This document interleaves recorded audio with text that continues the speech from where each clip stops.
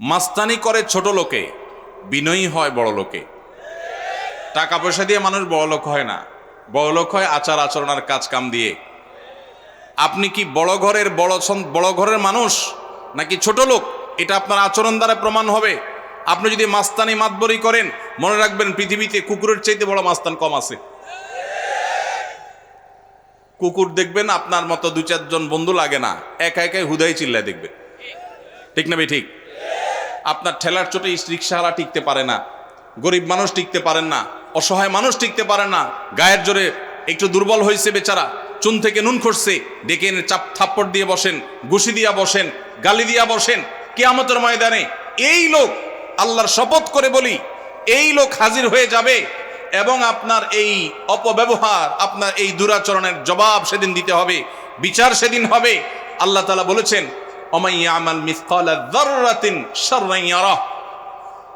এই যে দূর দূরান্ত পর্যন্ত মাইক লাগানো, রাস্তায় আলেমদের সামনে গাড়ির বহন নিয়ে, বাইকের বহন নিয়ে আসা, এগুলোর বিরুদ্ধে আমি বললাম, যুবক ভাইরা, এগুলোর মধ্যে আপনাদের জন্য বার্তা আছে।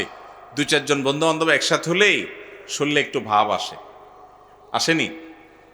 5-6 জন বন্ধু বান্ধব নিয়ে যখন মার্কেটে যান, বাজারে যান, রাস্তা দিয়ে চলাফেরা করেন, কলেজ থেকে আসেন, তখন শরীরে একটা ভাব আসে।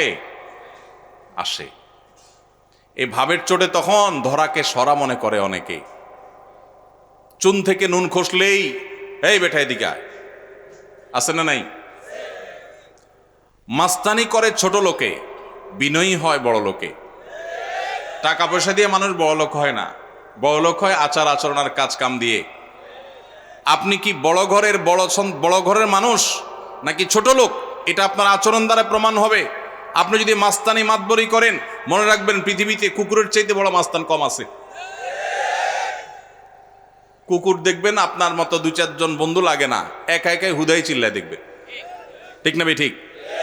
আপনার ঠেলার চোটে রিক্সাওয়ালা টিকতে পারে না, গরিব মানুষ টিকতে পারেন না, অসহায় মানুষ টিকতে পারে না, গায়ের জোরে একটু দুর্বল হয়েছে বেচারা, চুন থেকে নুন খসছে, ডেকে এনে চাপ থাপ্পড় দিয়ে বসেন, ঘুষি দিয়া বসেন, গালি দিয়া বসেন। কিয়ামতের ময়দানে এই লোক, আল্লাহর শপথ করে বলি, এই লোক হাজির হয়ে যাবে এবং আপনার এই অপব্যবহার, আপনার এই দুরাচরণের জবাব সেদিন দিতে হবে, বিচার সেদিন হবে। আল্লাহ তাআলা বলেছেন,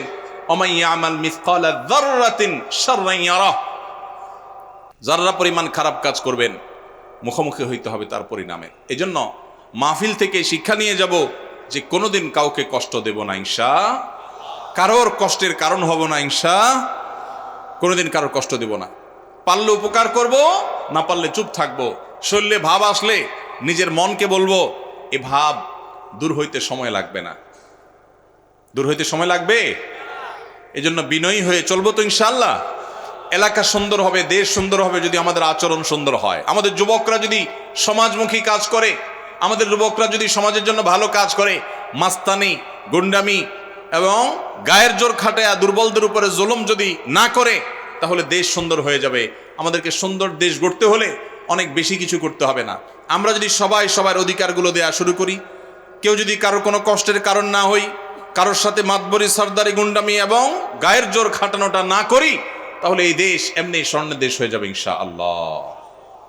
আমরা মুসলমান, ওয়াজ শোনার ব্যাপারে উস্তাদ, হাজার হাজার যুবক ওয়াজ শুনে ঘন্টায় ঘন্টা বসে, মাগার যুবক ওয়াজের উপরে আমল করার প্রশ্ন আসবে যখন পাবলিক বাসে উঠছেন 4-5 বন্ধু মিলে, ডাকছেন কন্ট্রাক্টরকে ভাড়া নেওয়ার জন্য, একবারের বেশি 2বার ডাকছেন, বেচারা শুনে নাই, অন্য মনস্ক ছিল, এরপর ডাইকায় না কলার ধরে বলছেন, এই বেটা, কথা কানে যায় নাই, এরপর দিলেন 2-4টা চটকনা। এইটা যদি হয়, তাহলে আপনার এরকম শত শত ওয়াজ মাহফিলে শুয়ে গড়াগড়ি খাইলেও 2 পয়সায় কোনো লাভ হবে। আর যদি এখান থেকে শিক্ষা গ্রহণ করে কোনো দুর্বলের উপরে আঘাত করার আগে আপনার হাত থেমে যায়, আপনার মুখ থেমে যায়, আপনার বিবেক সেখানে যদি কাজ করে, অ্যাক্টিভ হয়ে যায়, তাহলে মনে করতে হবে ওয়াজ আপনাকে কাজ ধরেছে, ওয়াজ আপনাকে এফেক্ট করেছে, ওয়াজ আপনাকে সুপথে এনেছে। তাহলে এটাই হবে আপনার সার্থকতা।